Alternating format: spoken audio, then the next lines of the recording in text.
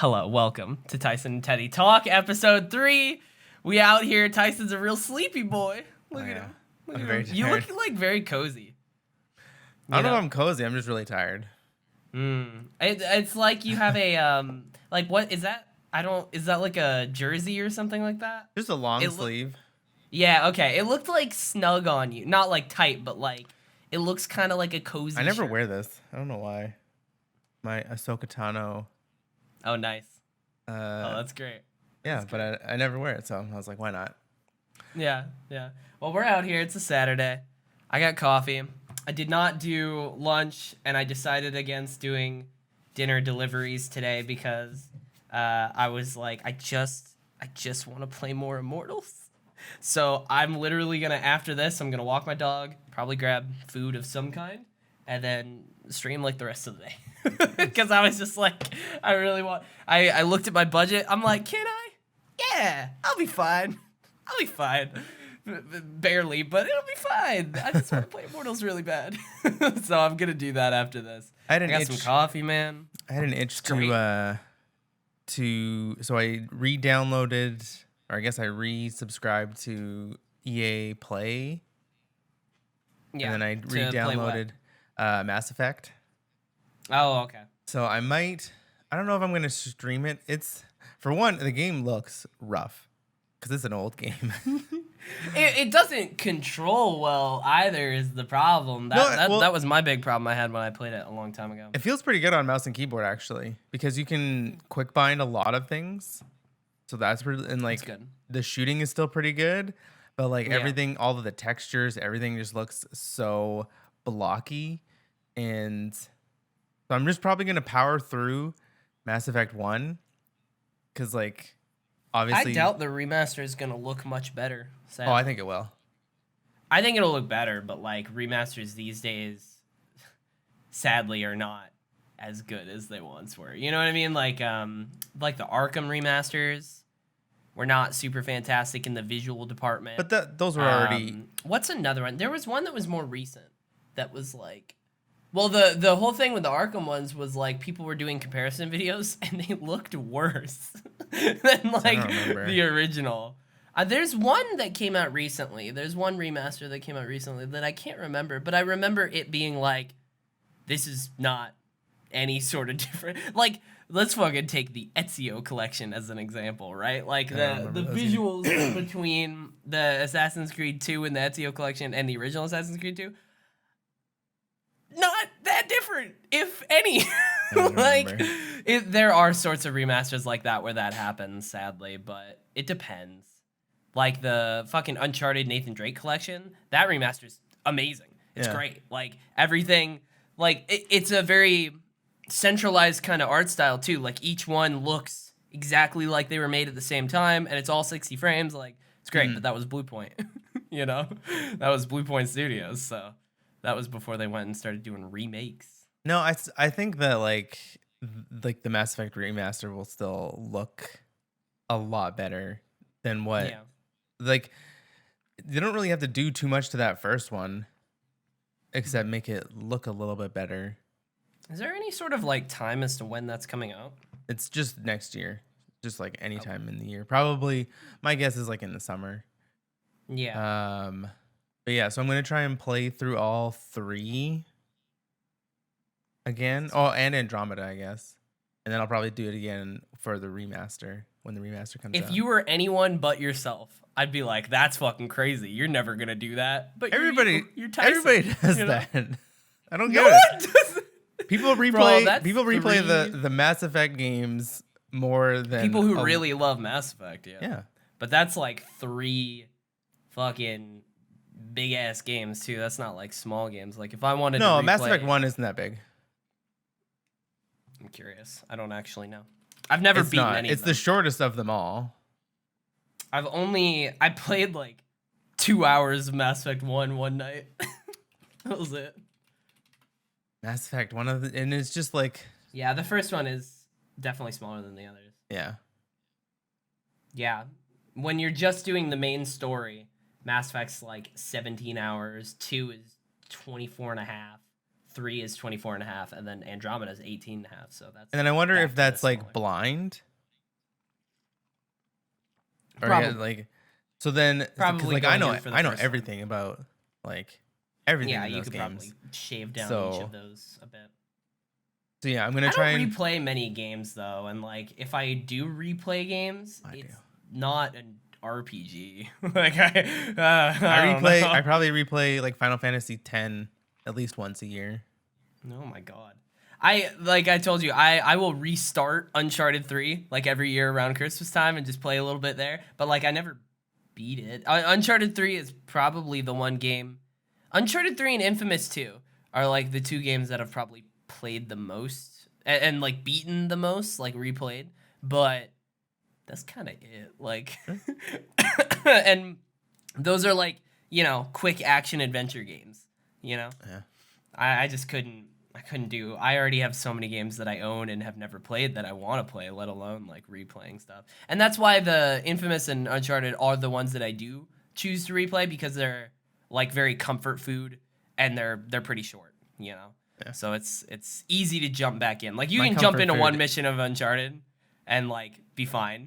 But like you could probably jump into the last mission in that game and be fine. But like with other games, like, I don't know. Imagine if your game that you replayed was The Witcher 3. People do you that. jump back. I don't know, get but it. like, I can't imagine that shit. That's wild. Like, because you have to get back into that. Whereas, like, you know, Uncharted, I jump into because I know. It's also about like can. just chipping away. Like I was gonna start a Xenoblade 2 Chronicles. I've really replay. wanted to play that game.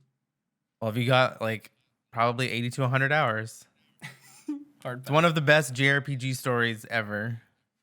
Yeah, I heard really good things about it when it came out. What was it? Xenoblade Chronicles X or whatever. That's like the one on. So the definitive edition, I haven't beaten, but I played 2 before I played 1, and that was the mistake. Yeah. Is that 2, like 1 is just a remaster, but 2 has, or I guess it's like obviously made later, so like the combat's better and there's like more, like there's just better systems. Yeah, this is what it is. So it's like Xenoblade Chronicles came out on 3DS, and then I believe Was it on Wii?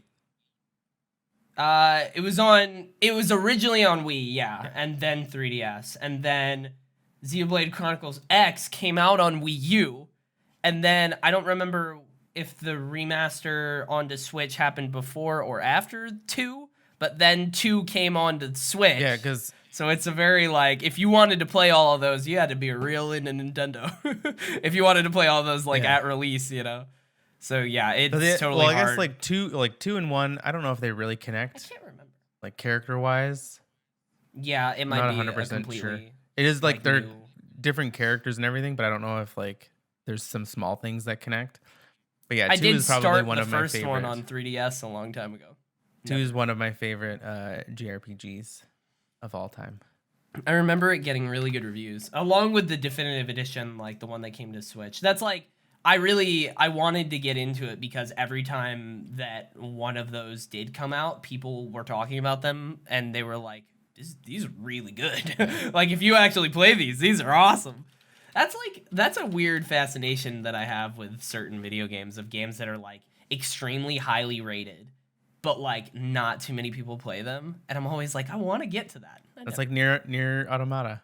Nier Yeah, Automata? Nier. I don't know. Nier is one that I bought forever ago and have not played, but it's like everyone who plays that loves that game. Yeah. And like literally all the games that I downloaded from Game Pass, like Dragon Quest XI Definitive Edition, has one of the highest ratings of this year on Metacritic, and that game is free on Game Pass. I've heard that it's like very basic in the combat. Oh, okay. I will say I can actually speak to that game a little bit because it came out on Switch originally, and it came out like there was a demo on Switch, and the demo's like 10 hours long or some shit. Yeah. It's well, giant. 10 hours in a JRPG is like you're barely but like for a demo though, it was like did I buy the game? Like, I kept expecting it to end at certain points. And they were like, no, you're good. Just keep playing. And I was like, oh, shit.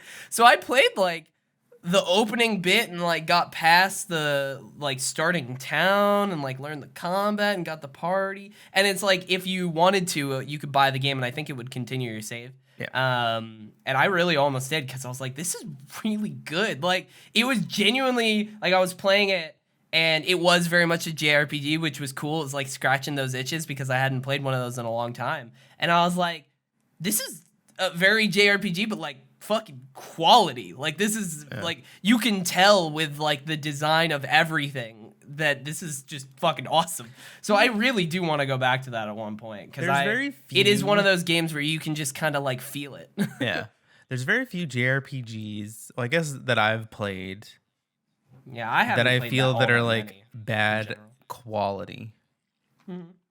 And I wonder if that's Makes sense. because they're JRPGs, because, like, where they're made, who makes them, that, like, there's just, like, another level of, like, quality that goes into it. Yeah. Because, like, all of the Final Fantasies, say what you want about 15, the 15, real talk, is one I've wanted to go back to. Well, don't go back to that one. But, like, quality-wise, like, for the world, and, like, the scope of that game is really, really cool. And, like, how it's just, like, this huge open world, like, right from the get-go. And, like, no other Final Fantasy has done that. Lacks in the story department, like, quite a bit. But yeah, I've talked about 15 before, about how I played probably around like 15 hours of it, actually. I probably played around 12 to 15 hours of that game, and I really did enjoy it and was having a good time. And, like, there's a weird, special, unique charm to that, like, combat that I really found interesting, and that I wanted to go, that it's like, one day I'm gonna go back to this. And I always said that one day I'll get it on PC, and I'll go back, and now it's on PC Game Pass. So, but I'm not going to go back to it before I play 7 Remake. Because 7 Remake, when I played that demo, because the combat is better in 7 Remake. I know, that's what I'm saying. Like, when I played that demo for 7 Remake, and when I played it, I was like, this legitimately feels like what they were going for in 15, of, like, you were so close. Why did you only control, like, when I was playing 15, one character, I think, in 15? No, you could swap. That's like, could you swap? I don't. But I guess I don't think you could fully swap. No. You could swap with, like, abilities, and, like, you controlled your party, but you didn't just swap and, like, you were always play as them. Noctis. Yeah. Yeah. It was interesting though. Like, when I was playing 15, I was like, I can tell what you're trying to do here, and, like, when it does work, it was this really cool flow. And then when I played the 7 Remake, even just the demo, I was like, this is exactly what you were trying, and you fucking got it. Like, you got there, which was really cool. That's one of the reasons why I really do want to play 7. I have it. I own it. 7 is 7 is, like, obviously far greater than 15. I just want to play it for the music too. I want to play 7 Remake for the music, dude. Like, every now and then I'll watch somebody do that opening, and I'm like, oh, like, the music just goes in. It's great. Man, 7 is just, I'll get to it. Definitely my favorite game. I'm out here trying to play more video games, because I, get to a certain point where I forget how much I love them, and then I'm like, oh my god, these are amazing. And then, like, I try and force myself to play more and play consistently, because I'll get distracted, and just I have a very obsessive personality, so I get into one thing, and then that's it for like a month. And then I get into another thing, and not even just a game, just like a hobby, right? So if I start watching TV, I'll just fucking watch 3 new shows in a month and do nothing and not play a single game. And then I'm like, oh yeah, video games are cool. And then I go back. That's the thing that I actually really love to do. And then I'll go back to those, and then I'll play those. Like, this last month, actually, probably throughout all of November, I don't think I watched, other than Keeping Up with Mando, I don't think I watched, like, a new show. And before that, I was just watching TV. And then in November, I was just playing video games. And I was like, I ain't got time for shows. And now I'm kind of back in a balance. But gotta have that balance. It's true. It's just to spread it out, and then you never get, like, burnt out on one thing, or that's like, it's just very hard to do for me. Crazy amounts of Destiny, It's like, yeah, I still play crazy amounts of Destiny, but like I know when I'm like, you know what, I'm gonna take a couple day break, because if I don't and I like push myself to get these new pinnacles or get some more, bake some more cookies or do whatever in that game for another couple of days, I'll get burnt out. And so I just stop myself, and then I'm like, okay, let's just play something else. And then I mean, balance is a super important lesson in life that I've also learned too. But so I try to be. I'm genuinely so much more balanced as a person than I used to be, even when it comes to hobbies too. So I'm definitely a lot better then, but I do find myself doing that and getting caught into that every now and then. So I try and stop it. But it's super important for sure. I am having so much fun with Immortals though, dude. Oh my god, I do. That's one of those games where I do not want to stop until I beat it. Like, because if I do stop and I don't come back, I'm not gonna fucking forgive myself. I'm gonna be so mad at myself. But see, that's the thing, is like you're putting pressure on yourself to like beat this game. But I am genuinely having, because it is still a very big game. Like I think 25 hours in. I will say though, I am genuinely like having so much fun with that game, in that it's like weirdly grabbing me more than most games I've played this year, where I don't want to stop. I do just want to see it through. Like, I do just want to play every day until I beat it. Like, and that's what I want to do. And will I... And I know that, like, it's totally possible that if I do stop and play something else, I'll just get distracted. Not any fault on that game, but, like, I won't come back. And it's like, God damn it. I'd be so mad at myself. Why? But, like, if I do get to a certain point where I feel like I should take a break, I will. But I'm not anywhere close to that yet. But, yeah, no, it's because, like, I've done that so many times. There are so many games where I love those games, and I will play a ton of them.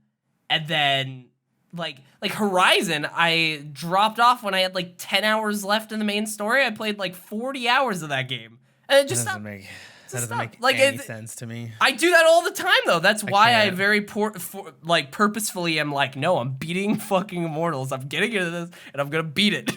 Because if I don't, I'll stop. I'll find something else, or I'll play Destiny for a day, and then I'm gone. I'm in Destiny, and then I'm like, oh yeah, Immortals. Remember that? It was 2 months ago. The thing is like when Cyberpunk came out, I like played that for the whole weekend. Didn't play Assassin's Creed. Didn't play Destiny. Didn't play Immortals. But then played like 30 hours of Cyberpunk, and I was like, you know what? I want to play something else. Then I just jumped back into something else. It's like that's not how I do things. I wish it was. That sounds nice. But like, I mean, to be fair, that is how I do things. But like, I try not to, because if I do it like that, I never fucking beat anything. I never beat any video games. No, I also just genuinely. Yeah, like but Assassin's I don't play nearly as much I haven't games played in as like you do. 3 weeks. Yeah, I don't spend nearly as much time playing games as you do. So it's like That's probably true. Like I do spread it out, but like that means I don't ever beat anything, or I beat one out of the 3 or 4 things that I was spreading out between, you know. And I want to, like, the thing is like back when I was a kid, back when I was a young lad in high school or middle school, when I was a child, you know. No, you're a child now. Hey man, I turned 24. You're a child. This last week, okay? I'm a full ass. Still a child. Can't rent a car yet, you know. Yeah, still a child. Once you can rent a car, though, exactly. then you're the world is your oyster. Because like it's not like you can own a couldn't you have to rent it, and then it's all yours. But like when I was in high school and I was playing games, I couldn't really afford too many games, and I was just kind of getting into like single player games. So I would buy it, I would get really into it, and that was it. And I would play all of it until I beat it. And like there is a certain feeling when you play a game like pretty much nonstop until completion, right? Like you genuinely feel better at it. You feel more immersed because you're not going between stuff. Like it's a kind of a unique thing when you do like get to the end of a game. Like when I did earlier this year when quarantine first started, and I was doing like morning streams, and I was playing Horizon every morning for like 2 hours, just 2 hours in the morning. I was playing Horizon, like getting to the end of that game that way. But you didn't get to the end. No, I did. I beat it. No, I was saying when I did 40 hours and then dropped off, that was when it like first came out. I went back to the game this year and finally beat it like 3 years later, so 2 years. And then I did all the DLC and whatnot. But like I committed, and when I committed and went all the way through and like pretty consistently too, I was genuinely better at fighting. Like I was better at the combat. Like I felt more into that world because I was keeping up with the story, so it was fresh on my brain. Like, and it's a very good feeling when you genuinely do just like get in there, go all the way to the end. Like it's more of like, I don't know, when I hop between games so much, especially with combat, that's like so different between different games. I'll hop in between a lot, and then I'll go in to start dying, and I'm like, fuck, and I have to like remember. Whereas muscle memory. Like playing, but like playing Immortals, this is like, I don't know, 5th day in a row. Like I started earlier this week and like playing it all throughout this week. Like starting a day after, like just playing it the previous day, I just picked up where I left off and was like, I felt my skill kind of growing, and I was like, oh, I'm feeling more comfortable with this, and I'm like getting more comfortable with the movement and whatnot. But like when you stop and come back, even for like a week, you like kind of have to, you know, get all the right memory puzzle pieces in the right place, you know, and then you're good. But takes me like a couple minutes. Oh god, so like definitely not. I'll like jump back in. I'll be like, how do I do this? And then maybe I'll die or I'll get hit a couple times, and I'll be like, okay, now I remember. I mean, I will remember, but it's not the same. Like I'll remember and I'll be able to do it and like progress, but it's not the same level of comfort as like when you're doing that consistently, at least for me. Like when I was there was a month where I did Overwatch. My goal was to play 1 hour of Overwatch every day for 30 days straight and see how I improve. And I absolutely improved like a shit ton, even just more than playing for like 4 months in a row, but like every few days or something like that. You know what I mean? Like I just 1 hour a day for 30 days. I was like so much more comfortable with my character, like so much more comfortable with like the meta. It's definitely a thing, and I enjoy it when I do that, but I don't do that super often. So I try and like every now and then there are certain games where I'm like, fucking just do it. And now that I'm streaming pretty regularly, at least like 2 hours a night, I feel like I can do it with Immortals, where I'm like, I can't just hop in there every night. It's fine. You'll get there eventually. It's just keep doing it. I did that earlier this year with Persona, where I was like, I'm gonna fucking beat this. I swear to. And no, of course not. Of course I'm not gonna beat Persona 5 Royal. Teddy Chinaris. That one's a shorter game. It's a shorter game too, I think. Yeah. I mean, maybe than the base game. Yeah. But yeah, that still doesn't mean that I can beat it. But see, you're already. This is the thing. You know, I always say you gotta manifest your truth. Manifest your truth. You gotta do. You can't. You can't. You're gonna go in. You're gonna go into this and be like, you know what? I think I'm gonna beat this, and then already you're like, well, actually, I probably won't. So you're already just punching yourself in the gut and being like, oh yeah, I'm not gonna beat this. It's already destined to fail. And it's already like, destined to fail. So like you go into it, even if it's in the back of your mind, which is what it was, because I was like, I swear to God, I'm gonna fucking beat this. But in the back of my mind, I was like, drop kick it out of the back of your mind. Just fucking you go into things. So it's like when we went into the world's first raid, I didn't say this out loud, but I'm in the back of my, or in like my mind, I'm like, okay, yeah, we're gonna beat this day one. Yeah, you have to. Like you're not gonna think like, oh well, we'll try to get as far as we can get. You're not gonna go into that mindset. It's just like with athletes. Sometimes they're not gonna be like, you know what, we're gonna try our hardest and like we'll see if we win or not, or like it doesn't matter if we win or not. They're like, no, they're going into that game with one picture, and that's like, we're gonna win. There's no other option. That's what you have to do. That's what you have to, and it's like that's the kind of mentality you bring to a whole bunch of things. It's like if you want a job, you're like, okay, I'm gonna get this job. You're not gonna think to yourself, well, maybe I won't get this one, but maybe I'll apply for another one, or like you always have to just, even if you you just have to like have that mentality of And if it doesn't happen, you have to have the mentality. Then you go from there. Yeah, you go from there, but you also don't have it negatively affect you. Not like be like, oh, you don't like say like, oh, I had all these hopes and dreams, and now this one thing didn't pan out the way I wanted it to. So now I'm gonna pinpoint on that. It's like, no, you can't dwell on it. You gotta be like, okay, this didn't work out. Next, it's like if a team loses a game, we lost that game. How are we gonna win the next one? And it's just, and obviously it takes like practice and like it's hard to do, and a lot of times you don't want to do that, but like it's the way to go. But once you start getting to do it, that's the thing. Once you start doing it, and once you start like it becomes like a routine of doing it. It just feels so much better because then you're just always having that like positive outlook where it's like if something bad happens, if you lose the fight in a video game, if you something, you're just like, okay, how am I gonna pivot? How am I gonna do this? And how am I gonna succeed the next time? Yeah, it's very like Souls games used taught me that. I used to very much think with like everything in life, I would legitimately prepare for the worst. That was my attitude of like, prepare and expect the worst. So if that happens, you're ready for it. But if it doesn't and the better thing happens, then cool, you're surprised with something good. And then I told my friend that at the time, and she was like, that's not a good outlook at all. Like that's not. And I was like, what do you mean? I think it's great. And then like over time, one of the things she taught me was definitely like, no, it's not. Because if you're always preparing for the worst, you're absolutely manifesting that. Like you can't do that because you're thinking like about it, it's in your mind. No.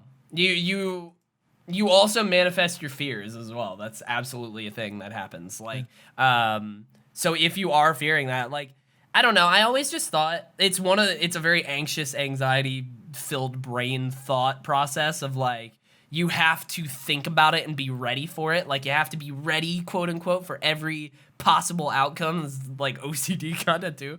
But like, over time I learned like after trying the new sort of mindset of like, no, just go in. You don't have to have that in the back of your head. You don't have to prepare for it. Just go in thinking this is what's going to happen. And then like, in my head, I was like, but you can't do that because you got to be ready for what if it doesn't happen. And then I tried it a few times of like, just don't be quote unquote ready. Yeah. Just go in without that and then see. And then a lot of the times it wouldn't work out. And then I would handle it. And then I was like, oh, I didn't have to be ready. I didn't have to put this worry onto myself because that's what it is. It's worrying, which worrying is always damaging. It is not a good emotion. It's damaging. There's a difference. To your brain and damaging to your body, to the outcome of the situation too. It adds stress to your body, which then in turn does like it releases hormone, and it's just like it does a whole bunch of shit. Yeah, there's a difference between worrying and thinking too. Like there is a difference between actual like logical thinking and planning and preparing and worrying about something. And like once you're able to recognize that makes a huge difference. But like I always thought that I had to worry because I thought I was preparing, but over time I learned the difference between the two, and it's like, oh no, if you just go into it confident, and if you fail, I learned that like, oh no, I can deal with it from then. Like the whole living in the moment, like which is absolutely the healthy fucking mindset of just be where you are right then and there. Like terrified me because I was like, but no, I can't do that because what if something happens that I'm not ready for? And it's like over time I just learned like, no, dude, you don't have to, like, you're fine. You just trust yourself. Like that's it. Like I don't know. I definitely did not trust myself for the longest time, which is why I worried so much and like why I thought I had to prepare. But like, no. That just made it worse. Let it go. Like that made it worse. That's the thing. Like I thought I was being ready and I thought I was making the situation better for myself. But like worrying and preparing and not just being where you are and trusting yourself just makes it worse. Like it just damages the situation. So yeah. Life lessons. Manifest your truth. With Tyson and Teddy. Manifest your truth. truth. That's the title of the episode. I wanted to say why I'm so tired today is because I stayed up until 4:30 a.m. Last night. Why? Farming. Well, not farming. I was like doing this exploit. It's sort of like this weird exploit in Cyberpunk where you you just break the game. There's a crafting aspect. From what I hear. No, but like you break the economy. You break the economy of the game. I wanted to talk about Cyberpunk a little bit because like that's like a big shit's wild. Oh my god. It's so hard to defend. Like, okay. Okay, I'll talk about like this there's a crafting aspect in the game. You can craft like grenades, you can craft like not potions, but like med packs and whatnot. And then there's a couple of perks in the crafting tree that makes things like less expensive to craft. And then when you disassemble the things that you craft, you get some of the components that you need to make them again. So it's like, but the thing is when you craft them, you say you craft something for like 5 uncommon components. When you disassemble it, you get like 7. Okay. So it's this weird, like they did not, I don't know how.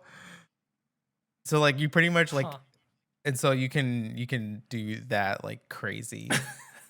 So I like that's what you were doing. Yeah, so I like set up a macro. I set up a macro on my mouse because like you have to hold this thing to craft. You have to hold like the button to craft, and so I'm like, okay, set up a macro. Setting a timer. And then just like let's look at this. I was like crunching numbers. I was watching videos, and I was doing all this stuff, and I like made a shit ton of money. And it is like out there crunching numbers until 4:30.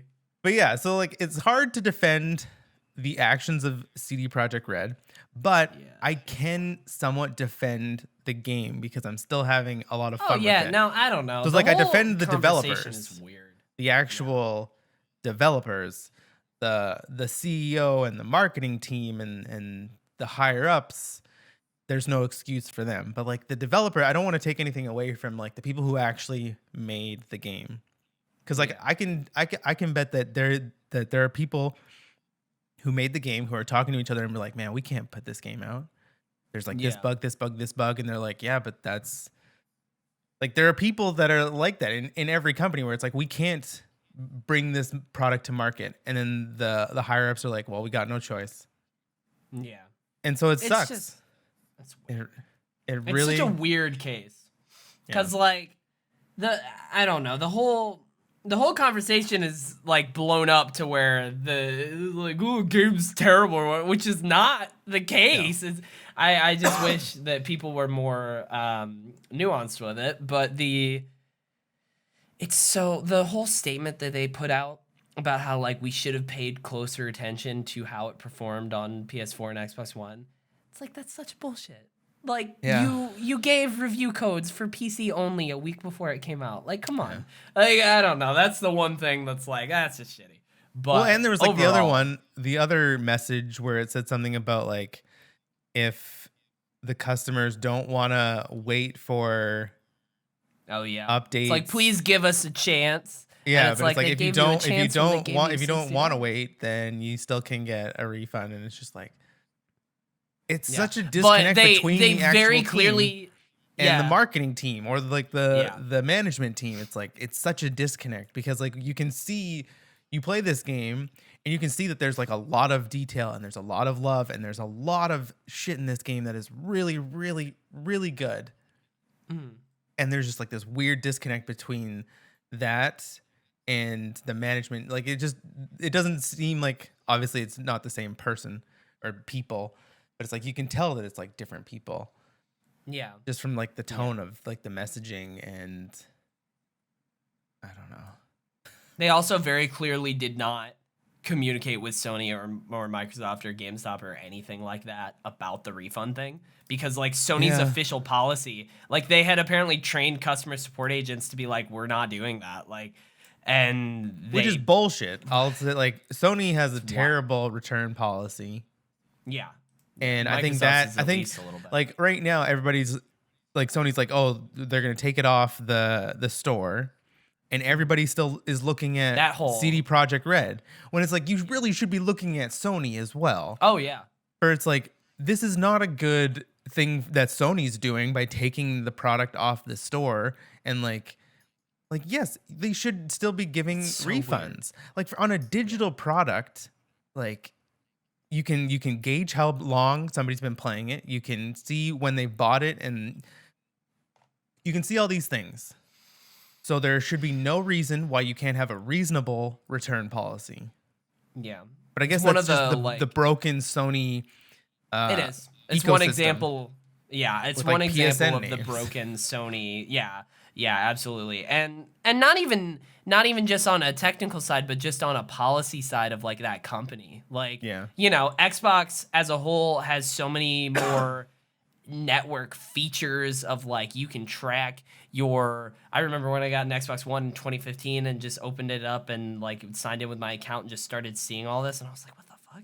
Like, I think PS5 has this now, but like, with achievements, you can track the exact amount. Like if you need to kill this many people, it'll tell you how many you've done.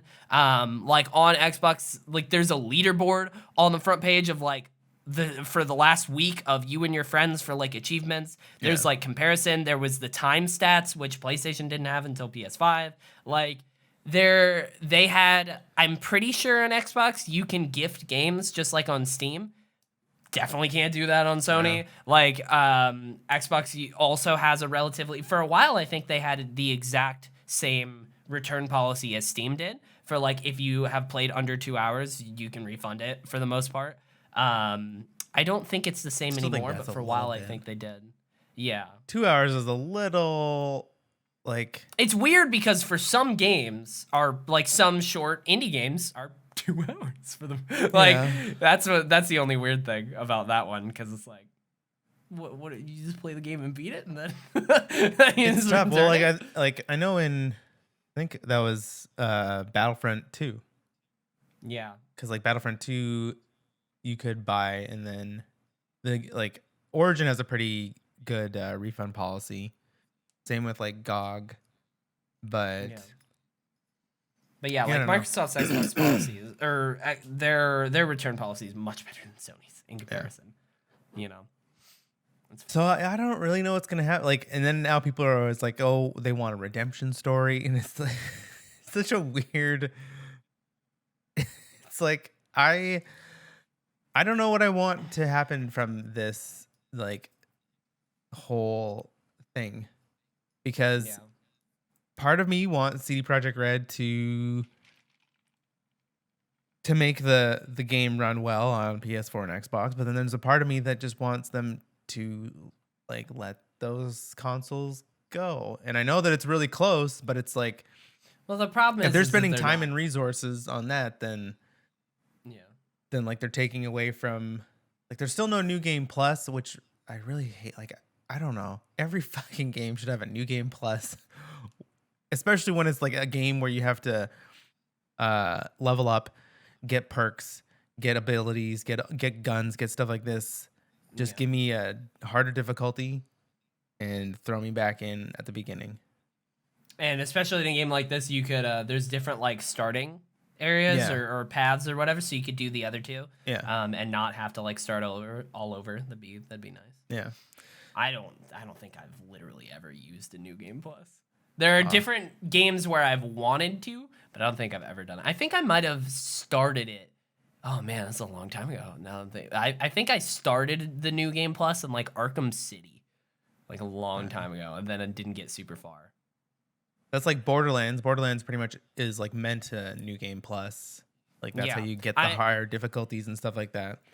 I was watching somebody stream Immortals, and I'm pretty sure they beat the game and then just started over in New Game Plus. And I was like, honestly, if there was a game, it might be that one. But the only way to unlock like the hardest difficulty is to beat the game. I don't know if you have to beat it or you have to beat it on hard. I don't know. I will say, I don't know why. I'm just thinking about the game. I opened up because I know that Immortals has a season pass. And I was curious as to what's in it because I hadn't seen. I thought about just getting the season pass originally, and then I was like, who knows if I'm ever even gonna get close to that content? So I'm gonna save my money. But I just opened it up, and like, it looks kind of cool.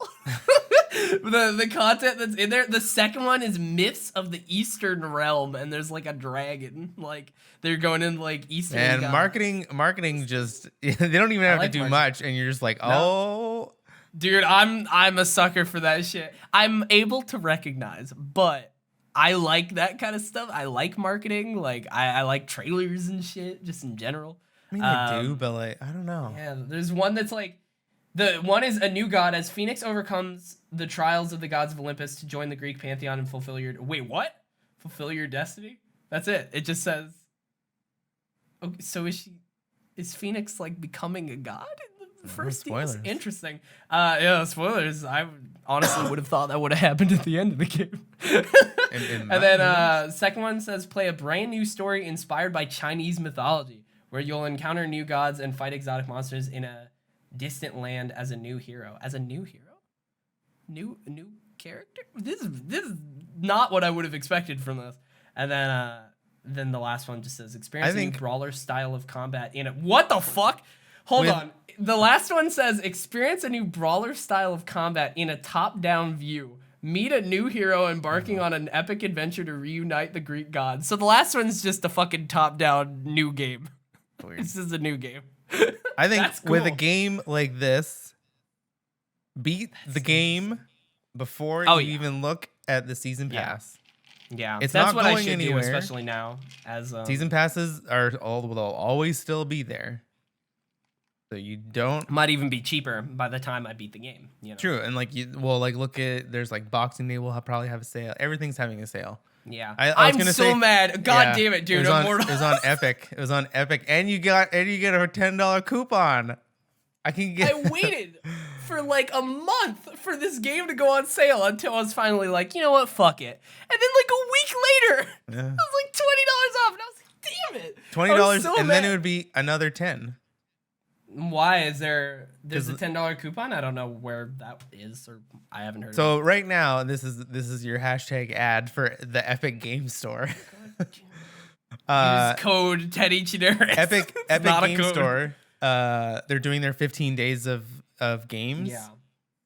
So every day there's a new free game that you can I didn't get. Realize that. You can get and then just like download or not download, just like add to your library and then it's yours forever. But they also have like I'm like logging on every day to see which game. I didn't actually realize that. I might have missed some cool ones. It's only been 3 days. It's been Cities Skylines and then like Abe's Odyssey, and then today is the long dark.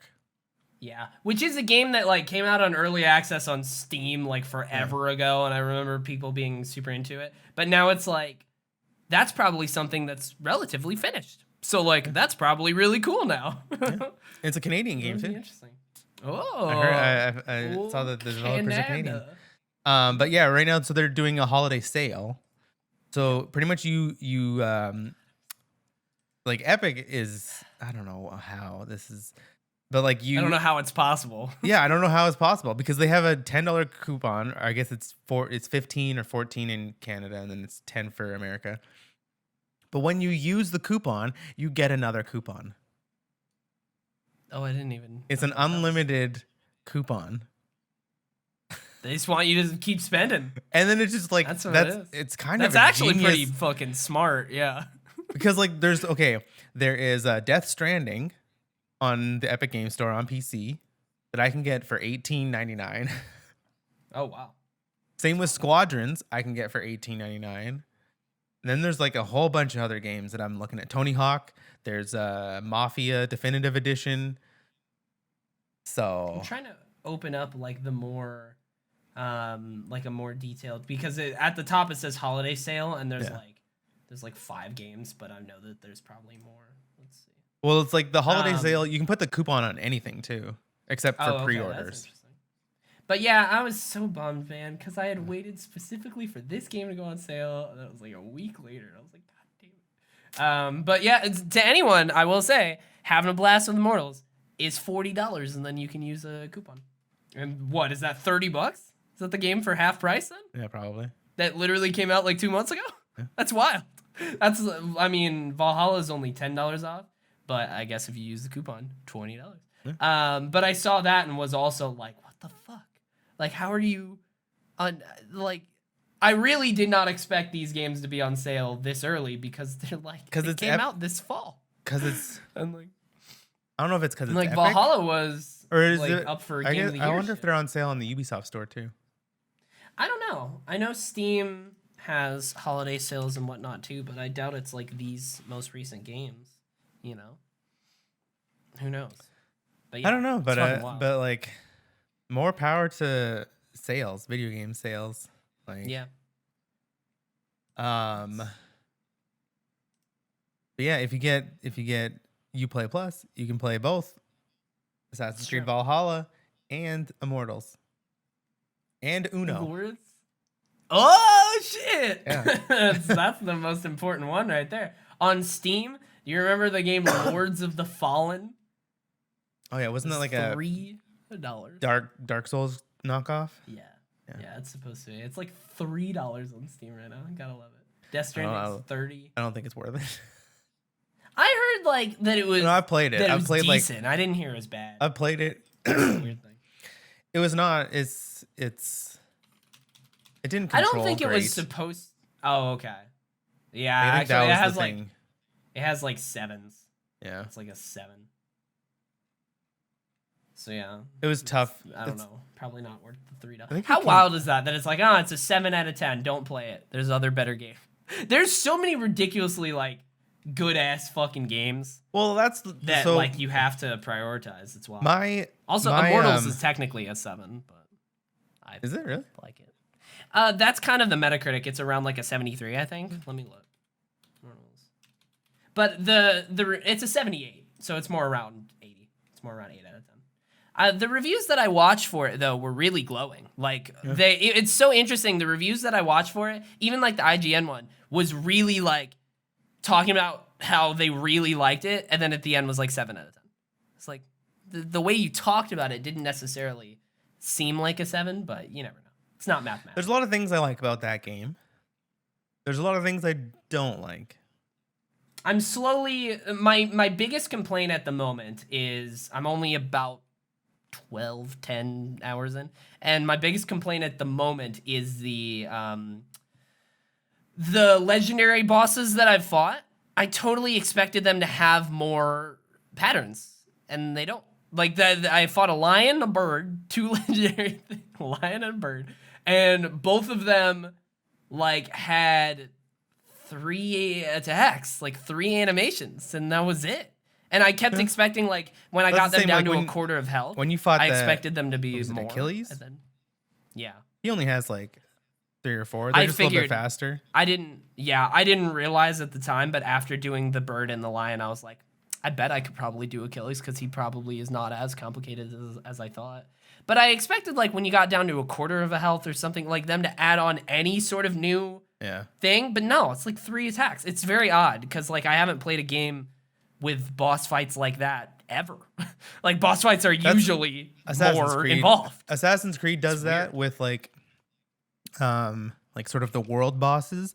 But they also have, like, yes, if you're in the last, like, third, then the boss starts doing something different, and then you're like, oh shit, I don't know how to, like, then you have to maybe in like the nightmare difficulty or something they add on but something that's stupid. like that. That'd be interesting. Yeah, it would be, but that's stupid to have a whole mechanic locked behind to have it locked behind a difficulty, but then also to have that difficulty locked behind beating the game. Yeah, I do not like. I would be okay with that if it wasn't like, to me, there's a certain like bare minimum of kind of mechanics that you should reach, and if you're hitting that and then adding even more onto that in like a nightmare, it's like, oh, that's kind of cool. But it's like, not if it's locked behind beating the game. I don't like locking difficulty behind beating the game. That's fair. If it's any sort of like nightmare or like the hardest difficulty, like, I mean, Diablo does that, right? Like, where you have to beat each one. Oh, like I'm pretty sure you have to like beat it on hard, like on this one difficulty, and then it unlocks have to like replay another. the game. I don't remember. Well, it unlocks the next difficulty. I'm pretty sure, and they do that like multiple times, where like there's really hard ones. I'm pretty sure. That's like Minecraft Dungeons did that, I believe, as well. Where those like are very different you have to games. beat it, and then they're more focused on grindy. You know what I mean? They're more focused on It's just like this is like a 30 replayability. to 40 hour game. If you want to like do a lot of the stuff, you're playing on hard, so it's probably going to be a little bit longer. And then you want to be like, oh, but now here's this other difficulty that you just unlocked. Yeah. Like, why not just give it, like, look at God of War. Had to give me God of War mode right from the get-go. Did it really? I didn't even realize. That was the first time I played it. First time I played it. Oh my god. You're a mad lad. It was hell for the it was hell for the first like See, that's I don't know. 15 hours because those 15 hours were stuck at the very beginning of the game where you didn't have access to upgrade. You didn't have access to like upgrade your gear or have ability points. As soon as you started unlocking different moves, upgrading your gear, it turned into a cakewalk. Yeah. It was still tough at the end, but like it wasn't that bad. But it's just that beginning was just like, oh my god, this was such a nightmare. Yeah, see, I don't know. That adds on to more of my like I would never do that for the first playthrough of a game like that. Like especially one that's very story focused. But like I don't know. That's just me personally. It's like I would definitely go through normal experience story and whatnot. The only time I would really go into like the hardest difficulty is really if I do love the game. So I wouldn't know that right off the bat, you know. See, my problem I guess I don't mind. My problem with God of War, say, is that like if I played it on normal, then I would know all of the enemies and how they move. Yeah. And then I play it again on hard, and then I just know everything. Yeah, but it's still hard. Like they still up the difficulty. It's not like that immediately makes you like. But they don't like change. It's not like changed. Like the enemies don't have different moves. Yeah. It's just like they have more health. They hit you for harder. So well, not all difficulty modes are like that though, right? Like some when you go into like the hardest, like add more enemies and like they do kind of change up how they act. But I've always just been like go hard, go like as hard as you can. Go hard and go home. You Pretty much, yeah. Like I don't know. I've always just. That's definitely not me. I've literally never done that. Yeah. Only the first time I played a hard mode was like Uncharted 3 when I beat the game and was going for the platinum. I don't know when. And even then, I did that. What? I don't know when that started. I don't know if I've always been like that. When you started doing hard modes. So. Yeah, like it might have been like when I started playing Souls games. And it was just like that like huge challenge just like gave you such a rush. Yeah. That like plowing through something just doesn't have the same impact. And like I've been closer to going the opposite way. I've definitely turned shit down to easy. Just been like, fuck it. I just want to get through this. See, the problem, like especially even in like Final Fantasies, is even Horizon, like the remaster on PC, I played it on like extremely hard or whatever. And then I got to a point where the combat started to get really easy. And I was just like, I'm kind of getting bored now. Because it's just like, it's not a challenge. So it's not, what's the word? It's just not like giving me any brain synapses to be like, okay, well, I can do this. It's just like, okay, I can do this. Sure, but just like farming. That's definitely in not Destiny, why a lot like, of people play. Hit a games. button, watch things farm. Yeah, but that's definitely like certain people just don't want the brain synapses. They want just go through it. Like that's definitely me with a lot of games. Well, I don't know, not a lot, but some. Like Last of Us Part 2, I almost put on easy, just because I was like, I just want to play. I just want to see the story, and like I really don't. That combat was super challenged in this one. That combat was the best of, and it made it feel just so much more real. Yeah. Like I don't know, that combat. I think was I just played it on normal. Yeah, not for great, sure. But that one, that's good. a good example of like I almost just put it on easy because I just wanted the story, and like I did hear that it was really long, so I was like, and at the time I didn't really have a ton of time to play games, so I was like, fuck it, I'll just go through this. A lot of people do just want to play games for the story, so just blow through it. Oh, I guess. And don't have a lot of time. Like, I want to be more challenged with things when I have the time to be. Like, that is genuinely the case. If I'm a lot more busy, I'll definitely play things and try to, like, let's just get through this, you know, main story. But, like, I'll immerse myself more in stuff if I have more time. Yeah. I guess Final Fantasy had a hard mode that you had to beat the game to unlock. But they had chapter select. Remake. Oh, 7 remake. Yeah, that was, I remember people complaining about that when that came out. Really? Yeah, not too many, but I really saw tough. Like a couple people. I'm biased, so it's tough for me to be like, oh, I didn't care because I played that game. I played it as soon as it was done, and I was like, let's go. I'm going back in. Which is kind of against your exact point. What? Of that shouldn't be a thing. No, I know. Like, it shouldn't be a thing, but that's why I'm biased because it's Final Fantasy. It's Final Fantasy 7. Yeah. And so it's like it's tough for me to be like, "Oh, but they had a chapter select as well." So yeah. And that's a little bit better. It's not like you had to like sit through everything. You could and I guess you could skip cutscenes whenever. I don't know. I don't really mind. Like what I think it should be is as long as the hardest difficulty does actually change some shit up and make it more meaningful, like even if it's just like more enemies or enemies spawn a little different or like have different sort of patterns. Like in an ideal world for me, I think most games would have up to like hard, and then they would have a really cool kind of unique nightmare thing that you would play after you did it for the first time, and you wouldn't mind because you liked the game enough and it's different. You know, that's kind of how I think it should be. But so I will say I don't run the world. I'll say the problem with that is that like when you think about it from the dev side, when they probably get the numbers and say like, okay, well, how many people actually play it? They have to put they have to put time and resources into creating, are these enemies going to act different? Are they going to spawn different? Because that's time, that's resources that they have to do. It's not just like copy paste. Yeah. Unless it is just like a difficulty slider, like, okay, they're going to hit you for this much, you're going to hit for this much. Yeah. So it's probably just not worth it for the most part. And it sucks. Yeah. Like it's for most, it isn't worth it because like there's probably a percentage of people that don't. There's probably like 2% of people, 2% of gamers that are playing like these games on like super hard. Yeah, it would be definitely nice if that was the case all the time, but I don't think it's definitely not realistic. Also, I was just curious just now. I just looked it up. Nightmare difficulty in Immortals. I was wondering if there is any sort of differential, differences. There we go. There's the word.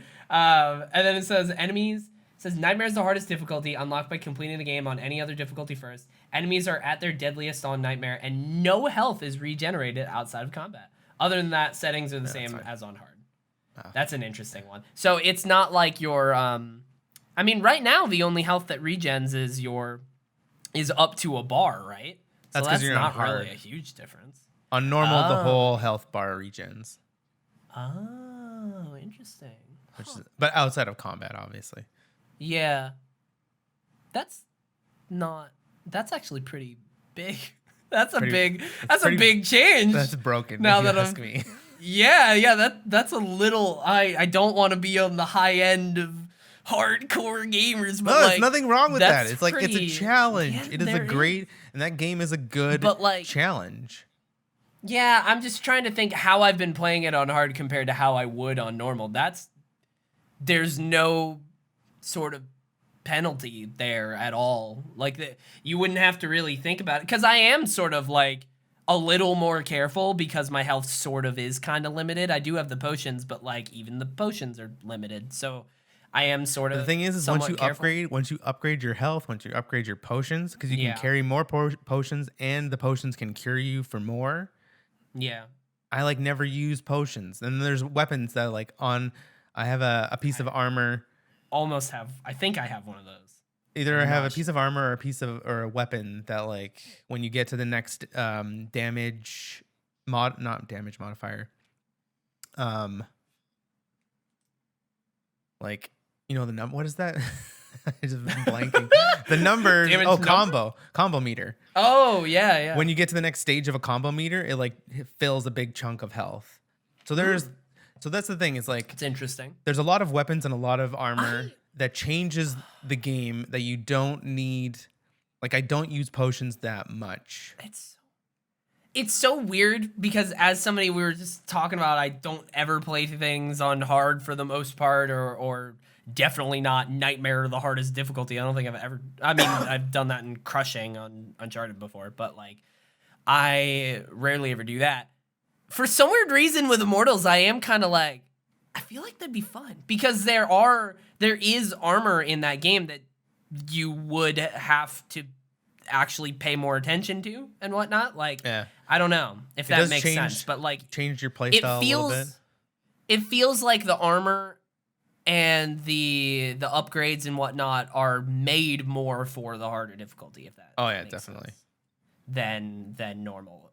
I guess in normal, I can't say because I haven't played it, but it feels like normal is more like you can use this if you want, but it doesn't really matter too much. Whereas like getting something like that in Nightmare would be like that would be huge. You know, that would like mean something.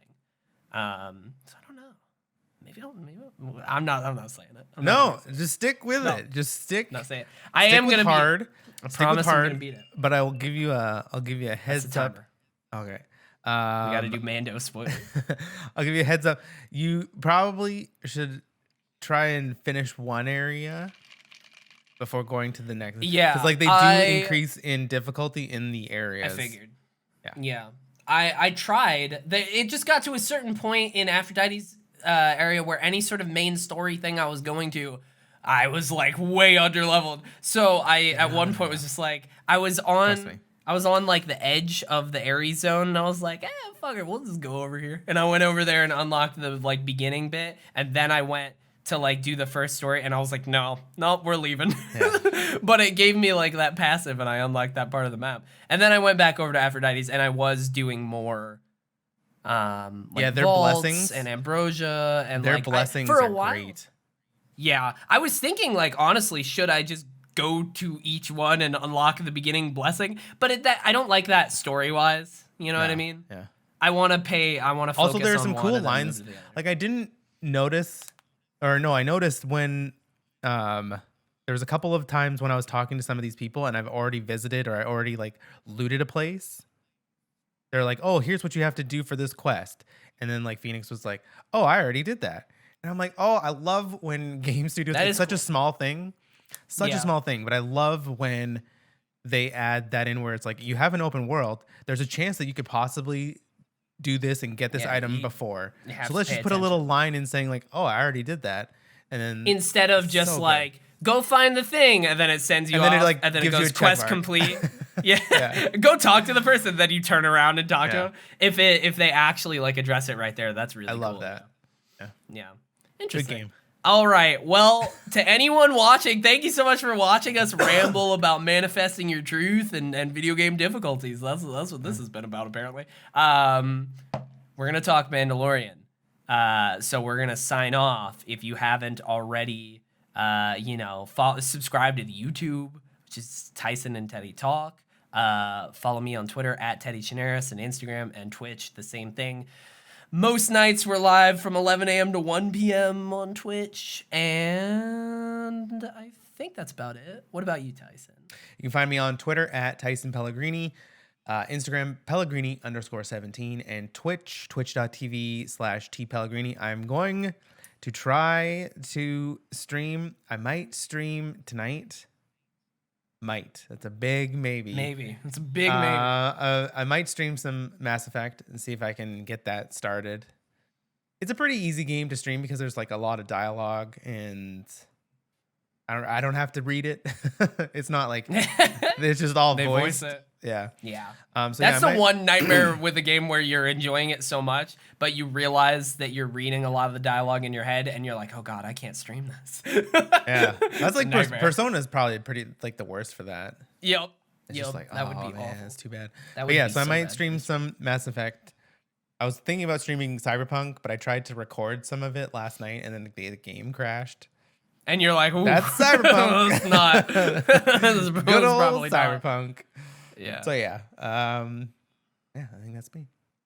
I will say one thing I wanted to talk about, and I didn't fucking get to it, and I'm really mad about myself. Legends of Tomorrow is fucking great. That show is the best in the stupidest way, and I love it so much.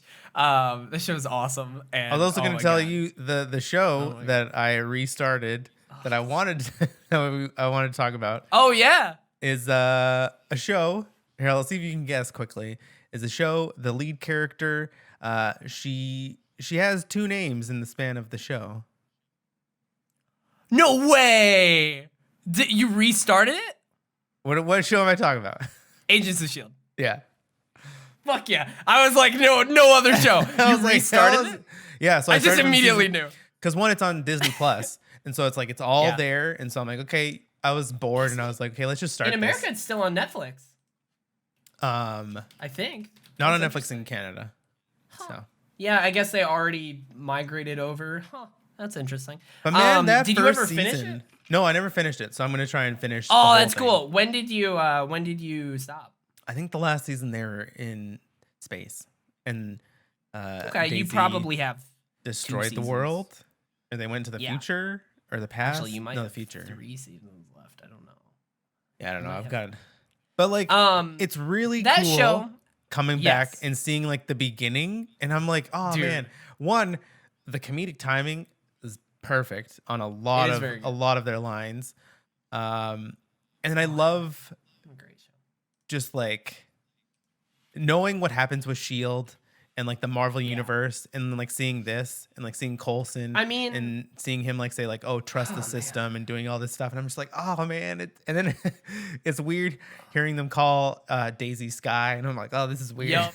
Yep. The way season 1, like I remember a lot of people not liking season 1, and like the big conversation around that show was like, oh, just stick through, it gets better. And whenever somebody told me they didn't like season 1, I was like, you're probably not gonna like it, because season 1 for me was awesome.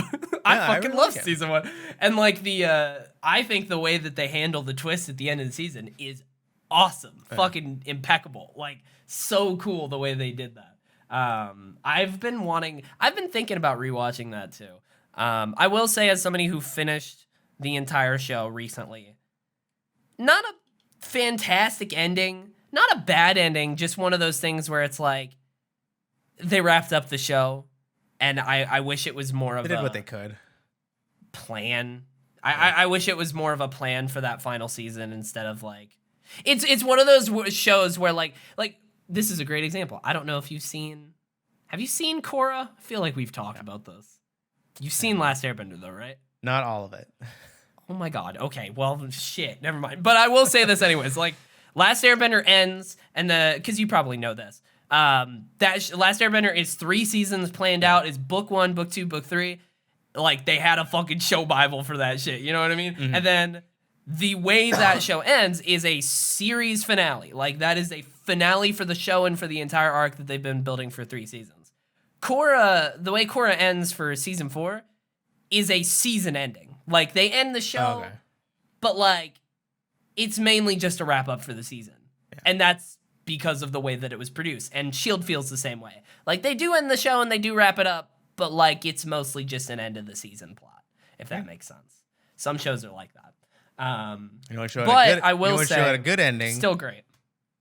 What? Mandalorian season 2. Oh, hell yeah. Okay, let's get on to that. Spoilers for anyone who hasn't seen it.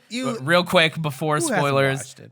Yeah, real quick before spoilers, Legends of Tomorrow is on Netflix and you should all watch it. It's stupid in the best way. It is the Fast and Furious. I'll take your word for it.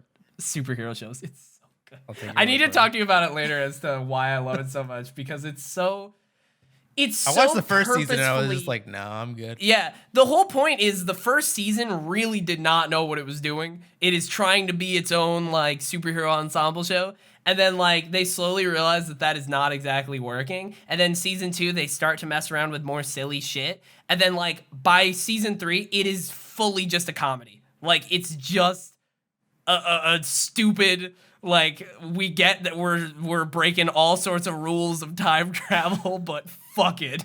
Like, literally in the last episode, they do this whole bit of how Nate comes out and he's like, hey man, we're gonna need, I hear the traffic's really bad in 1997 Hong Kong or whatever. And he rolls out with this electric scooter. He's like, time to introduce you to my new friend. I call him Scoots Magoots. And everyone's like, oh shit. Like, just, oh my God, it's so cool. And then like, they do that and I was like, what the fuck? This is so weird. And then I was like, I bet you later in the day, Scoots Magoots is gonna save the day. And he did. The scooter is like the whole, no. And I was like, down. Of course. Close production, burn it to the ground. It's so stupid. But they know it's so stupid. Like, it's, you just gotta be on board because you know it's so dumb in the best way. It's so great. Cancel it all. No, it's great. But yeah, it's good. Mandalorian season 2 is also good, I guess. So season 2 is like far and away better than season 1. Yeah, for sure. And there's not usually, well, actually, I'm just trying to think of shows that, because it's usually like the sophomore slump. Usually like the second season is kind of hit or miss in some shows because you never really like. Well, this one was weird when it comes to the formatting. Episodes. Yeah. Yeah. The format of the show overall of Mandalorian, looking back on it, is very odd. Like, it seems clear. It seems clear that they planned out 2 seasons of the show, and like that's kind of it in a way when it comes to at least this story for now. I don't know. I have theories. I think there's going to be a time jump. There could be. I don't know.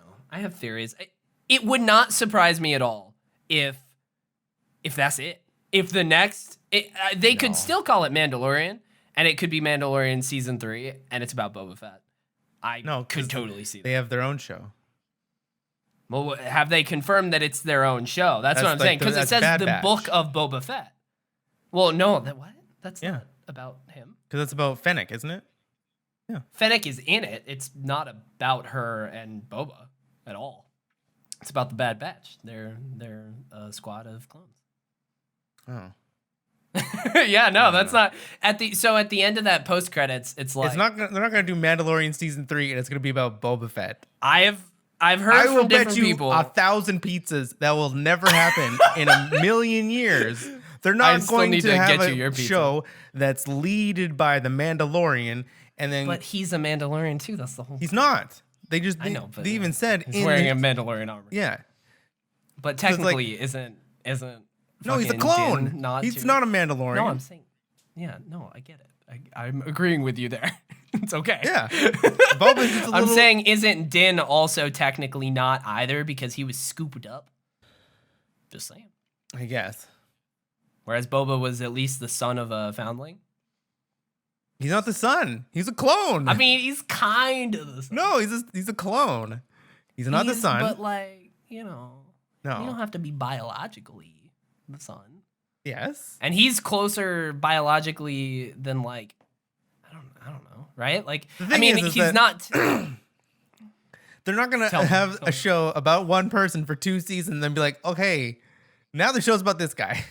That's what I thought too. I mean, I don't know. I've heard this from other people, and I don't necessarily like. I do disagree. I don't think that's what it's gonna be, but like, it wouldn't surprise me. That's the only thing. How? Is like, Boba Fett's. I do agree that it's weird. Yeah. That would be a weird way to do it, but literally it said the book of Boba Fett, and the whole thing has been book. Like, it's been chapter 1. Like, it would not surprise me if Mandalorian season 3 was book 2, chapter 1, Boba Fett. Like, and but they do that for 2 more seasons. Well, I mean, no. Mandalorian is very, like, I've heard that theory, and then like 2 more books or 2 more seasons of the second book, and then the last 2 seasons is of like Bo-Katan. Like, that's what I've heard, and I was like, the whole thing, a terrible idea. Season 3 is going to be weird. Like Bo-Katan versus Jin. Oh God, no. Yeah, she needs to be the leader of the Mandalorians. She needs the dark saber. That's the whole thing. Like that was a huge thing. I need to watch Rebels, right? Because I heard this as well. But apparently, like this was in the Kind of Funny screencast where they were talking about it, and Barrett mentioned this. Apparently, in Rebels, the way that Bo-Katan gets the Darksaber, right? Sabine gives it to her. Like, she doesn't fight. Like, this is totally a new fucking piece of lore that they're just like, oh, we're disregarding this. Rebels. Basically, which is weird because Dave Filoni is on the show. But yeah, that's what Barrett was like. Sabine just gives it to her. Like, this is not how this works. It's never worked like this in the past, which is odd. Makes more sense the way that they did it in the Mandalorian. It feels more Mandalorian. Like it feels yeah. Sure. Also, though, like the way that they did that, they could have just killed what's his face, and then just like said that Bo-Katan killed him. Yeah, but she doesn't. She's gotta be true. She can't be lying to people. So I think that like we're gonna probably have a season or two without Grogu. Oh, see, I think that's even. It's so weird. I don't, cause like. And I think in the season finale, he's gonna come back. He's gonna save Mando. Hell yeah. That's gonna be wielding a tiny little lightsaber. Let's go. Yeah. Well, I think that we could have like a little bit of a time jump. Maybe. But the problem is, no matter what, the problem with Grogu is no matter what, he's still a baby. He's gonna be a baby because he's like 50 years old and he's still a baby. So even if you do a jump like 30 years or anything like that, he's still gonna be a baby. He might be a toddler, maybe. Like, it might be more of a toddler, but he's Yoda. He's like that species of like but like you know, we don't know like we don't know how maybe he has locked his like, because like obviously he can talk through the Force. Yeah. So like by training with Luke, spoilers, maybe he can. We're already in it. Yeah. By training with Luke, maybe he can like unlock those parts of his brain and he can just like talk normally. It doesn't mean that he's like a child. Like he's a child, but he can still like, who knows? He can talk. I mean, maybe they could do talking, like he'd talk, but I don't think he's gonna, you know. I mean, Yoda doesn't talk that well, anyways. Yeah. So it's not like they have that much of a stretch to like get Grogu to talk. See, I don't know. That makes me think that they're not going to do that even more because Yoda already struggles so much to talk that maybe it would take him even longer than a normal, I mean, not like struggles agent. to talk, but I mean like talks in a very different way so that like it wouldn't be a stretch to like have Grogu say certain things in a Yoda-esque way. Yeah. Also, I don't know the story behind like why could they not have Mark Hamill like and then just like makeup in the Luke outfit? So. Is like was it a COVID thing? Okay, hold on. What do you mean? The CGI was terrible. God damn. See, that's what Barrett said too. I absolutely thought it was totally fine. I was amazed. Man, I was amazed. I was like, what the fuck? The Rogue One Leia CGI was better, and she was. God damn. Was she dead then? Weird. Yeah, I think she was. So that's the thing. Carrie Fisher was dead, and so they had to like do CGI. Mark Hamill's alive and well, and he's a little bit older. They used him. That's why I was like, no, clarifying. They didn't. They used his voice. Did. No, look it up. They used Mark Hamill's face. Like he that's was a part CGI. of the. That's not him on set. They used Mark Hamill's face. They absolutely CGI'd his face. Like they changed it because he's old as fuck. But he's not. But look at The Last Jedi. When he went to fight Kylo, like they could easily put makeup on him to make him look a lot younger. Case in point, Kurt Russell in Guardians of the Galaxy 2, at the very beginning, there was zero CGI. I don't know, man. I don't know why they didn't. I'm sorry. That was the one thing that just like stuck out. Every time they would go back to Luke, I'm just like, why does he look like a Force ghost? Like he just looked. I don't know. It looked so bad. I thought it looked incredible. Like when Barrett said that, both Tim, because he said the same thing, that he thought it was really bad, and Tim and Kevin both were like, what? And me too. I was listening and I was like, what? What are you talking about? Yeah, it looks so bad. Wow. I don't know. But like, I don't know. I've heard that from people about different things, not just like CGI faces, but like certain different CGI things in different movies. And I'm always like, what are you talking about? It looks fine. So I probably just don't have a good eye for that. I don't know. Yeah, I just don't like Tarkin looked better, and like when they did all these CGI characters, they were dead in real life, and that's like, and so you're like, but, okay, well they kind of have to. They kind of had to CGI, and it's like, okay, well this person's not dead. Why do you have to CGI his face? And so my thought was like, okay, maybe COVID had something to do with it, and he couldn't be on set or something. I'm telling you, he was there and he did help. Like I looked it up afterwards because I was curious. I know he was the voice, but like they used his face as well. They used his face and the voice, and they did use a different body double. Well, yeah, so, like, that's easy to do. Yeah. But the face was just so bad. I was so amazed that I was like, who the fuck did they cast? Like straight up. Like Oh, so did you know it was Luke at the very like?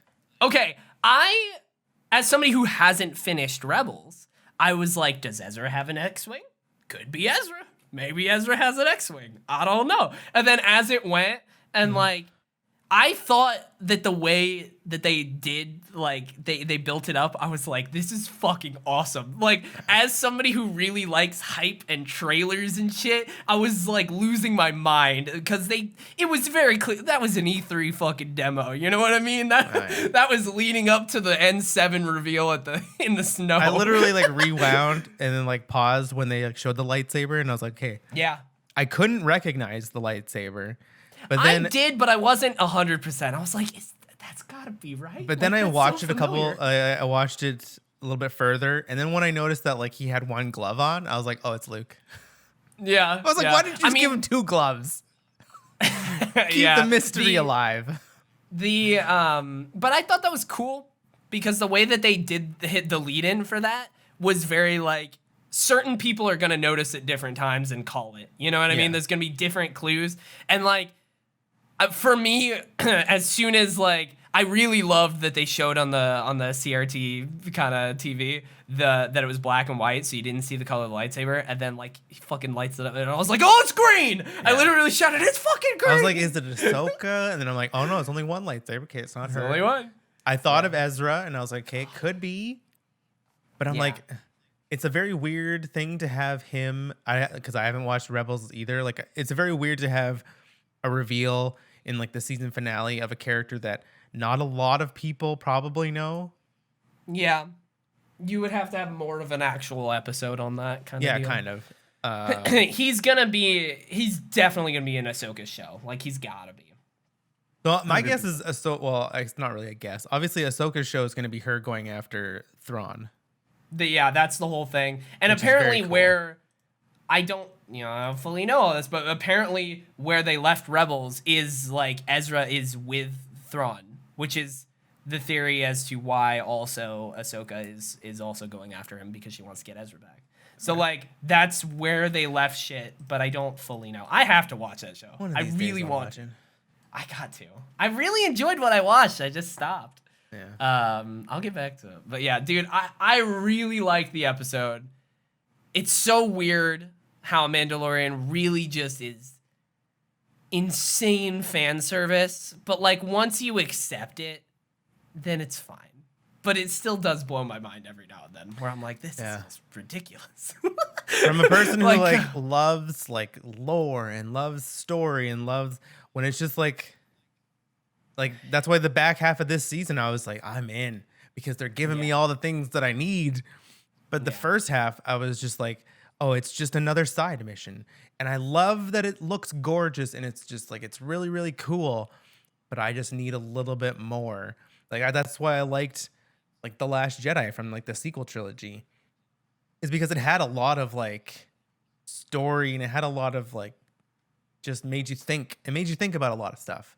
Whereas Rise of Skywalker was just like, woo, let's go fast, everybody. Oh my god. Dude, I don't know if you saw this. Did you see there was like an Onion article or whatever, like the fake kind of satire site, where it was like the headline was like, J.J. Abrams directed Mandalorian episode reveals that his name was actually just Baby Yoda. It's like, it's so perfect. Oh my god. It's great. I will say, looking back on season 1 and season 2, how this is very clearly like the story of like planned out of like this season 1 and season 2. It's very odd how they paced everything in hindsight. It's odd, but it's not like a perfect pacing, but it was. I am glad where season 2 ended. Fucking so cool. Oh man, the Dark Troopers were fucking awesome. Like, oh my god. And terrifying, absolutely terrifying. I was like he fought one of them, and I was like, and I don't know, just to get a little deeper here, right? The fucking Dark Troopers are so prequel. Like it is absolutely bridging gaps. Like this show, Mandalorian, in like set design and like just visuals and also the story, but mainly like visuals and sound design, right? Like it is very much everything. It is the sequel trilogy, the original trilogy, and the prequels. Like, and it blends all of that so fucking perfectly. Like there's a shot, I can't remember Bo-Katan's like other Mandalorian who was with her, but like there's a shot where she's coming in, and I was like, that's fucking live action Clone Wars. Like the way it looked, I was like, oh my god. And then like they do the whole Dark Trooper thing, and they do like fucking awesome shots of them lighting up, and I was like, this is what the fucking prequels would look like if they were done now. These are cool ass droids. Like, and they do all those shots, and then it ends with like the siren of like the what's heard in like 1, 2, and 3 of like that. I don't know, I can't do it right now. But like they do the fucking siren, and I was like, oh my god, this is so cool. Yeah, fucking awesome though. I am amazed at how the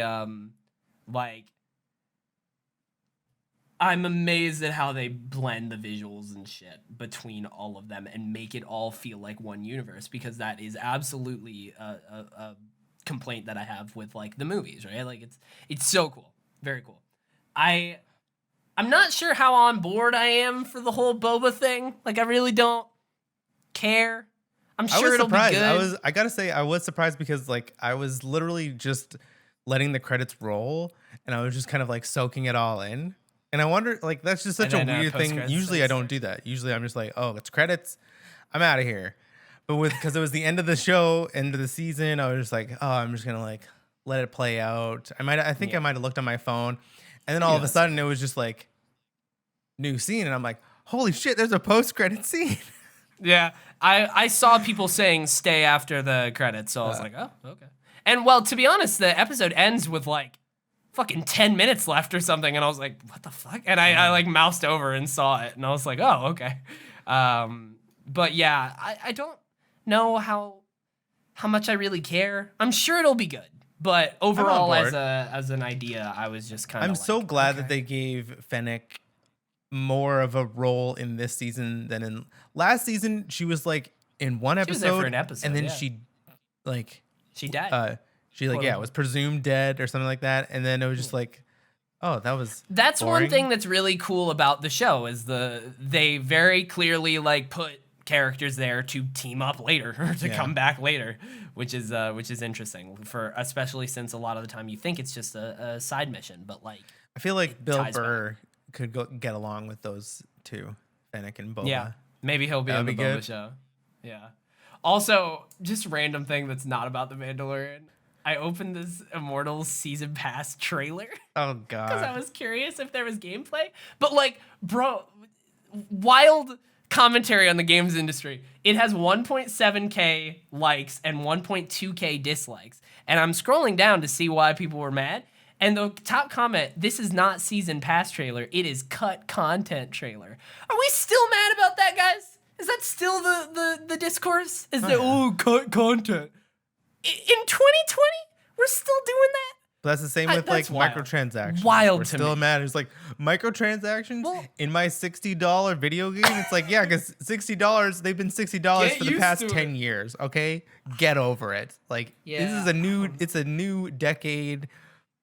They need to make money. It's so wild. Literally, it says, "How about you finish and release the game before showing off the season pass?" I don't understand. We've been over this. We've been doing this for years, dude. Always mad. It's so weird. Like this is just the model. I don't. That's so weird. That's such an odd complaint to me. I'm amazed. I don't know. I'm fine with giving. Finish your fucking game that has 20 hours to beat the main story in over 50 hours. There's so much stuff in them that it's like, you know what? If you can try to make more money, go ahead. If it's not, and also like everybody's like, oh, finish your game before you release it. On How Long to Beat, the main story takes 23 and a half hours. Completion is 60 and a half. Oh, what an unfinished game. Like, you're really mad that a game with 60 hours of content didn't also release their DLC immediately? That's not how DLC works. It's a plan. It's a model. I don't understand. People don't like to pay for content at all. I just want shit free, man. It's 2020. They're like, oh, in the 90s, I used to buy a cartridge and the game was just there. And I'm like, yeah. And did you see the graphics? Did you see the length of the game? Did you see how it controlled? How many people worked on it? The environment that they worked on it in, the price of the electricity, the price of the rent. Like, it was all different back then. And it showed game prices are still the same. Prices are still the same. So like weird. Anyways, gamers be mad, man. Gamers be mad. Gamers game, baby. You know what I mean? Anyways, thank you for watching. Unless you have anything left about Mandalorian. It was dope. Luke was awesome. I was losing my mind. I literally cried. It was great. I didn't cry at Luke. I cried when he gave Grogu away because I was like, oh wow. I was like, whoa, Mandalorian making me feel my feelings. I'm like, this is weird. It was done really well. Western and yeah, it is done like very well. And like with Pedro Pascal is a very good actor, and like you barely see his face, but you can still like you heard it in his voice before he even took off the helmet. Like it was good. It was really good. I liked it a lot. Everyone, I'm excited for season 3, starring Pedro Pascal and nobody else. Never know. I don't know the whole where they're gonna go from here. No fucking clue. Because if they do even do a time jump and pick up with Din, who the fuck knows? Why? That's such a weird. That's also weird. Like no matter how you do it, it's weird to me. Like, if you do a time jump pickup with Din, that's weird. If you do a fucking Boba Fett, that's weird. If you pick up right there, that's fucking weird. Like, that story is very, like, that came to a very conclusive ending. Time jumps are very familiar in Star Wars. Yeah. It's when they didn't do the time jump that it has. I just don't know what else. What are you gonna do? Like that was his story. His whole point was to get him to a Jedi, and he got him to a Jedi. Like I don't exactly, I don't really, but that's their story together. He's still a Mandalorian. He's still a bounty hunter. He still is a mercenary. Sure, I mean you could do something else, but at that point that's and like also now he has the dark saber, so now he can try to restore Mandalore. Yeah, but he doesn't want to do. He doesn't give a shit about that. But maybe he does. He holds the Mandalorian like ideals so close that he doesn't take off his helmet. It's like it's. But he did. He gave up. He gave that up like twice. No, I know, but I'm saying like he still does. He still does hold those ideals very close. And now that he doesn't have to but those aren't even the standard Mandalorian ordeals. Those are like the cult. His like cult. Yeah. That's not even like overall Mandalore. I think it's gonna be a constant like back and forth with Bo-Katan and Din. I think they're gonna solve that very quickly. That's definitely not gonna be like the plot of the next season. I don't think because like they don't. Then who's the bad guy? I don't know. Exactly. That's the whole point. What's a better storyline? Is a civil war. Civil war is good when you have two good guys fighting each other for different reasons. And you can see sides from both of them. He doesn't care, but he doesn't have any sort of reason to fight. He doesn't want to. He wanted to yield it. Like, why would he care? He doesn't care. Yes, but he can't yield it. So she's going to be after him. Yeah, and he'll, like, fucking fuck her up in 2 episodes. No. Like, I don't know. I don't think that story beat is cool, but, like, not enough to hold an entire season. Like, but then who's the bad guy? Because what's his face? I don't know. Gus is. I don't think it. If it doesn't continue, wouldn't surprise me. The whole story of season 1, the whole story of season 1 and season 2 is done. Like, that's the story. The story was him getting Grogu to a Jedi, and he did. Like, he's still alive. I get that Din's still alive, and he could still do other shit. But that's not really the show. Like, at that point, it's a fucking another show, which I guess you could do book 2, something else. But like, it's gotta be very new. Like, I don't know where they go from here. And they'll definitely do other shit. There's too many loose threads to not pick up, like, with these characters. Like, you're not gonna be like, oh yeah, now it's about Boba Fett and he's just chilling at Jabba's palace doing nothing. Says the book of Boba Fett next year, December 2021. It said that. You can't say no to what it said. No.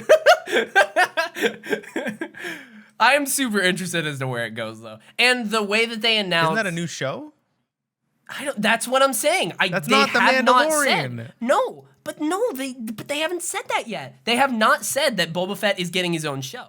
They haven't announced it like that. As far as we know, it could be. I'm not saying it will be. I don't even think that it's likely. I'm just saying it's possible. No, I don't think so. They have not announced that as a show. Fett.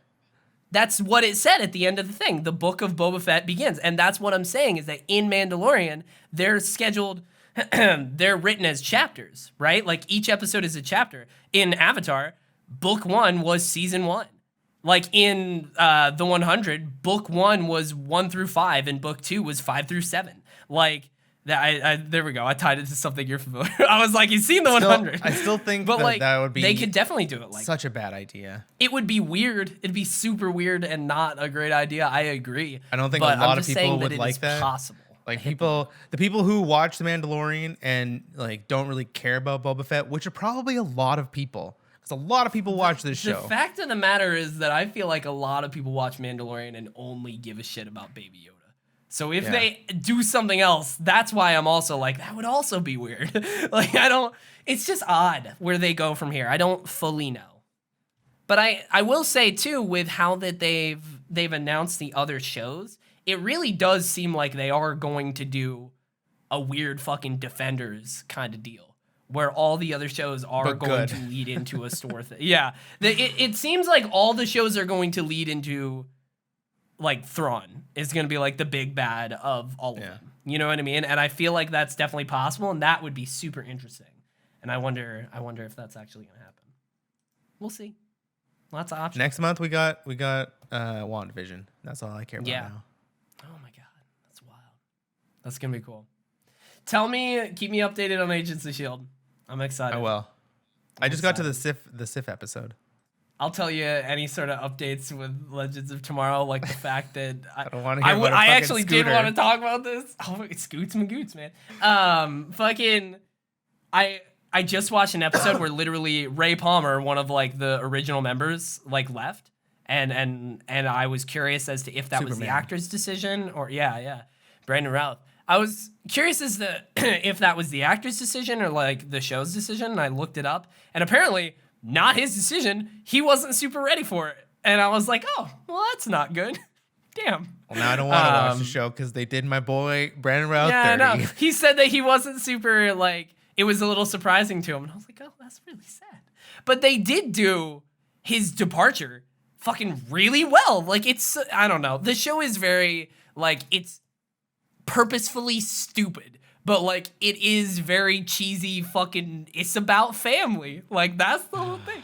Oh, it's great. There's one, like, season 4 ends, just to tell you how fucking weird and stupid and great it is. CW has too much money. Season 4 ends, and they do like a big thing where basically one of the characters like changes because they changed the timeline, right? And like, so one of the characters technically never existed in this timeline, and like all of a sudden, like a male version of her is there.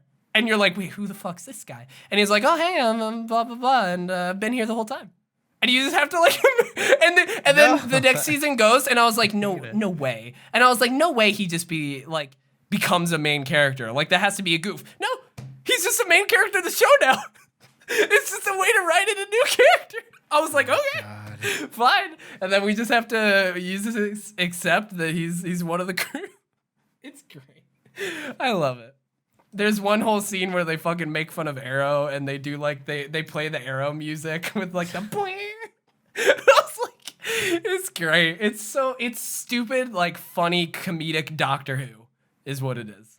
It's great. I didn't really watch Doctor Who either, so. Doctor Who, man, I don't know how you would feel about it. I feel like you'd really. I think I've watched like the first like season. It's a lot. And then I was like, no, this isn't really my thing. It's just a lot. It's very. I can't recommend it to people now because it's flavor of the week, or I guess like monster of the week kind of thing. And I know. I mean, yes, but there also is like overarching stories, but it's definitely monster of the week and purposefully monster of the week, but like some of those episodes are fucking incredible. Like some of those monster of the weeks are like iconic, you know. Supernatural had a lot of that where it was like some of these episodes are really, really good. Some you could do without, but then it started planting seeds about like, oh, this is where the story is going to go. Yeah, for sure. That's kind of the format. It's weird. It's hard to recommend because at this point it's like 11 seasons. But I was going to ask, was Ward always a Hydra agent? I can't remember. That's the fucking thing. He always was, but I knew that he was, but I was like, I can't remember if like something happens to him. I know that Bill, like the Bill Pullman character, always is as well. But I couldn't remember if Ward was, or because I remember Ward then becomes like a vessel for something later on in seasons. Oh yeah, he becomes. So I was like, I was getting stuff blurred, and I was like, I can't remember if you're good or not now, or if you like turn good or you turn bad later. He's been a Hydra agent the whole time, but you don't know it until the turn. But like, God, like, I don't know. I might rewatch that at some point because the way that they do Ward is also fucking awesome. Like the way that they do that twist is so good. And he's not just, I can't remember when he comes back, but like, do you remember what he does to Fitz and Simmons? Like he fucking drops them in the bottom of the ocean. The bottom of the ocean, yeah. Yeah. And like, oh man, I was talking to Eric about this the other day. I love when they come back, and like my favorite version of Fitz, I think, is when Fitz like has brain damage and is trying to like recover, and he like has a communication problem, and that's when they introduce some of the new characters like Mac, right? Yeah. And you really do get attached to Mac because Mac is one of the only ones like still being really compassionate, and like he's basically like Fitz's best friend. Because nobody else really is, because they kind of don't have time to. They're very busy. Yeah. And Mac's like there for him the whole time and is like super empathetic and it's super interesting. And that whole version of Fitz's character is super fascinating because you know that he's a genius. Yeah. And you know that he's super fucking smart, and you can see him recovering. And literally throughout that whole season, you see like bits of improvement to where like he actually does recover, and even then not fully. Like they touch on that he's still like that still has long-term effects and whatnot. Like super cool. I really like that. The show's really good. I'm just trying to remember what seasons I didn't like so I can sort of prepare myself. I didn't really like the Ghost Rider season. I liked how they did the character, but I didn't like Ghost Rider bit is cool, but that whole season overall is kind of meh. Yeah. I don't really remember how it like does anything to the story. And it doesn't do a lot, I think. There's like there's like, what is it, Bobby and the British guy. I don't. The two agents. One. Oh, Bobby and Hunter. Fucking Bobby awesome. I did like. I remember I like those characters. Do you remember the like send off scene with them two? Isn't there like, is it Lincoln? No. Lincoln was dope. He's in there. Yeah, okay. He's a cool character. All the stuff with her dad. Oh, man, there's one other character that I really liked for a while too, who like died when she like gets a crystal, if that makes sense. He like, do you remember that? He was really cool. I can't remember his name right now, but I really liked him. I want to watch as much as possible so that I could get to like when she's Quake and Daisy. You know, like, that's my favorite version of like that character. I like that. Man, I remember the moment I watched like Bobby and Hunter's like send off scene. It was not even a mid-season finale or a finale or anything like that. It was just a regular episode. And it was a really big episode story-wise, but I was not prepared for it. And like I was enjoying it, and I was like, God, this is really good. And then by the end, I was like, why am I crying? Why am I crying at this random episode? And I feel like they do that a lot. Like they have one episode like a quarter of the way through the season, or like usually it's actually right before the mid-season. Yeah. And then like, and that one's like a really big one. And I was always like so shocked. Show's great. I might go back to it at one point. It is a great but show. we've been way over. This is a longer episode. I'm gonna go walk my doggo and get. So the back half of this episode pizza. Is Agents of S.H.I.E.L.D., Mando, and Legends of Tomorrow. Legends of Yesterday. Let's just keep them there. The last episode was they went and redid William Shakespeare. Like they were the actors in the original Shakespeare play. Oh no. It's so good. Well, thank you for watching. I'm gonna go walk my dog and get some pizza and stream. So that's. I'm gonna play games and work out. Today's my rest day. I almost worked out today and then remembered, and I was like, oh yeah, wait.